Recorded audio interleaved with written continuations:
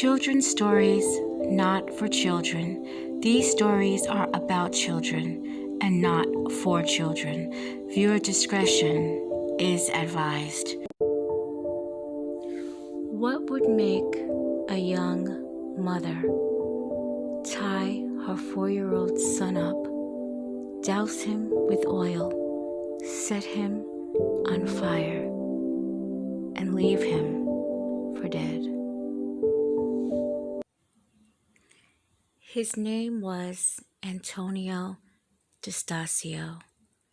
He resided in Milwaukee, Wisconsin, with his mother. His mother was 24-year-old Emilio DiStasio. What happened? Was she that overwhelmed with motherhood? This is not a joke by far. This is a horrendous, almost demon-like occurrence. Neighbors said they overheard the little 4-year-old Antonio screaming, "Mommy, please stop. I will not do it again," followed by Amelia telling him to shut up. Tenants said that the family had moved in 2 months prior and, quote, the woman was not friendly, unquote. Hours before the situation on September 28, 2017 would come to light and horrify everyone who found out about it. 24-year-old Amelia DiStasio Googled how to kill a cannibal. The answer was given in context to gamers. The answer was using fire and oil will do the job. A computer forum had also told by gamers, kill it with fire, use the oil. Days after her arrest, she spoke with a psychologist. She told the psychologist she did not believe her son was not only a cannibal, but a vampire as well. She also believed her son's pet guinea pig princess was a threat to her life. While Amelia's trial was pending, she was hospitalized twice for attempts to make herself legally competent for trial and to aid in her own defense. She at times seemed to think her son was alive and reported catatonic while she was in jail. Amelia would describe in vivid details of the events of that day. She believed her 4-year-old son was coming on to her sexually. She said his voice changed of that of a man.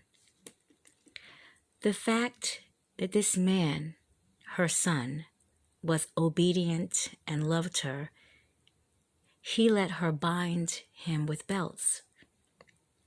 When Amelia mentioned how smoke filled the room from her burning son's body, she broke out in uncontrollable laughter. She continued to speak of him being bound with belts, and she put a plastic garbage bag over his head.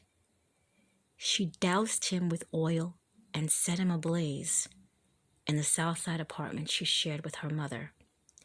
She watched her son burning and screaming in pain and anguish as the fire started to rise and as the smoke filled the room. She pushed an air conditioner out the window and she crawled out of it.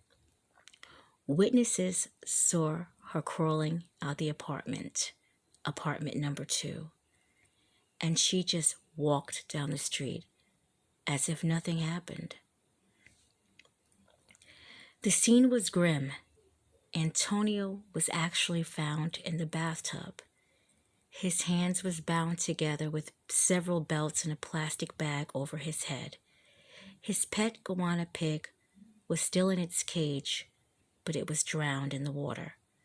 A smoke detector was in the water as well, and a bottle of cooking oil was found in the bathroom. The scene was terrifying. How could a mother do this to her only child? The courts would later determine her fate. She was mentally ill. Or was this young mother who didn't want to take care of her autistic son anymore? The defense would say she knew right from wrong. She changed her clothing. She spoke to a married couple at the bus stop while she fled.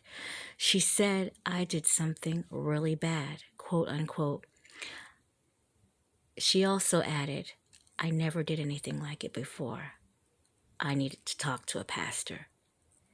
She even had her number in the purse when the police arrived to arrest her sometime later.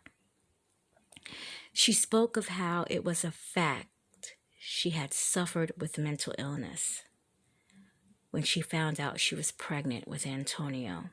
She stopped taking her medicine and had been off the grid ever since. Her father also said Amelia suffered mental health problems, and it was, quote, "impossible to describe," unquote. Was this case simply a young woman with mental issues that had stopped taking her medicine? Her family pleaded, quote, "she needs help," unquote. Along with having to bury his 4-year-old boy, Ralph DiStasio picked out a toy truck, the Blue Grover doll, and Ernie to go inside his grandson's casket. Quote, "more company for him," unquote, he said in a soft voice. Amelia DiStasio was deemed incompetent and given life inside a mental institution. The story literally gave me the creeps when I first heard about it.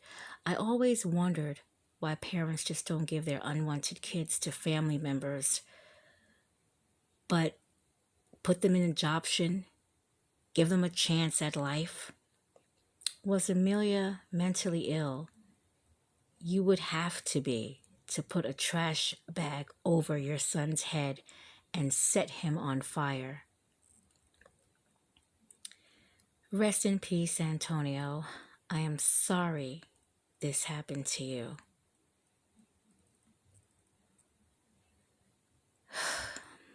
You can never forget what you didn't remember, and now you will remember Antonio DiStasio. He was only 4 years old. He only lived 4 years.